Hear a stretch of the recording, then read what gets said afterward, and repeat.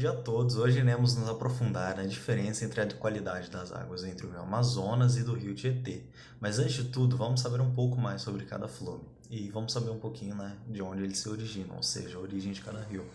O rio Amazonas ele é localizado na América do Sul e ele é o maior rio do mundo em questão de volume d'água e o maior rio do mundo em questão de extensão, com 6.992 quilômetros. E o rio Amazonas ele tem a sua origem na nascente do rio Upirimac, na costa da Nevada de Misme, na Cordilheira dos Andes, localizada no Peru.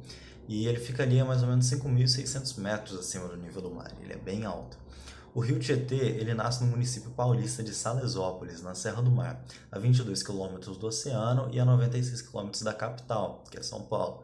Em um passado recente, esse rio ele foi muito utilizado como estrada de acesso por índios, bandeirantes e religiosos para chegar às vilas que cresciam na beira do mar e levar eles ali para as cidades do interior.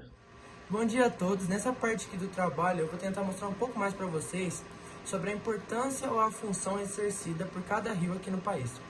Começando pelo Rio Amazonas. O Rio Amazonas tem uma taxa de 2 centímetros de queda por quilômetro, então acaba virando uma área muito plana.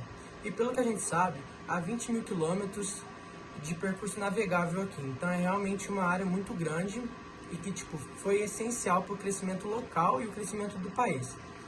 Fora isso, a gente tem também a importância das atividades comerciais presentes pelas pessoas que moram lá, as pessoas locais, que são inclusive a pesca, que é muito presente, ajuda muito no PIB, e também o turismo.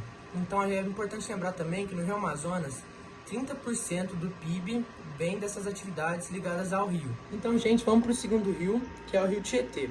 Diferente do que muitos pensam, o rio Tietê já teve outra função, mas foi muito tempo atrás. Em 1700, rolavam boatos que lá tinha muito ouro e muita prata, que chegava a mudar até a coloração da água. Só que em 1900, já haviam mais de 150 empresas que jogavam lixos no Tietê. Mas na década de 1920 e 1930, ainda existiam atividades lá, como a pesca e atividades desportivas. Na mesma época, clubes de regata e natação eram criadas ao longo do rio. Hoje em dia, a gente tem outra visão do rio Tietê, infelizmente. A cada 1 minuto, são lançados mais de 35 mil litros de esgoto só na região metropolitana de São Paulo. E em 24 horas, estima-se que chega a 3 bilhões de litros de esgoto jogado no rio Tietê. Fora os dejetos lançados antes de chegar em São Paulo e os lixos diretos jogados em São Paulo, como pneus, móveis e um monte. O rio Tietê faz mais de 60 anos que ele é considerado um rio morto por não ter nem jeito de ter nenhuma espécie, nenhuma vida lá. Então essa foi um pouco mais sobre a utilidade ou a função, importância que esses dois rios têm aqui no nosso país. Bom dia, eu sou o Pedro e hoje vou contar sobre algumas consequências que o rio Tietê tem causado a São Paulo. Na barragem da hidrelétrica de Vipitinga, no leito do rio estava coberto de agupés, que é uma planta aquática que se alimenta de nutrientes do fundo do rio. E entre Santana do Paranaíba e Salto, o problema foi a espuma. Chegou muito perto dos moradores, causando problemas de saúde neles. Também, o rio Tietê é uma grande fonte de renda a São Paulo, pois muitas pessoas dependem da pesca com ele.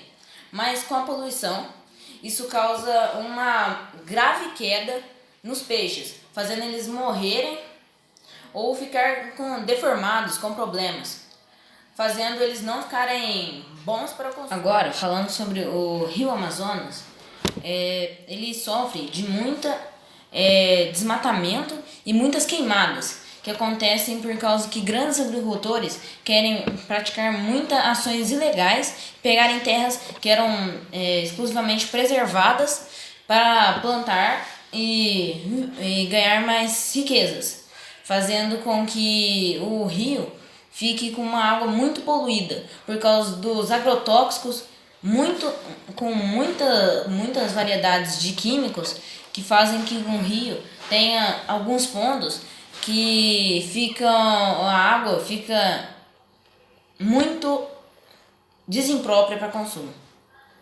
fazendo com que várias espécies de plantas e animais fiquem extintas, afetando 100 mil a 200 mil moradores que dependem da pesca para sobreviver, fazendo com que a economia acabe sendo um pouco devastada, entre aspas. Vou falar aqui agora um pouquinho sobre onde esses rios estão presentes. Bom, o Rio Amazonas ele percorre os territórios do Peru, Brasil, Colômbia, Bolívia, Equador, Guiana e Venezuela. Ou seja, ele é bem grande, né? Deu para perceber, passando por todos esses territórios.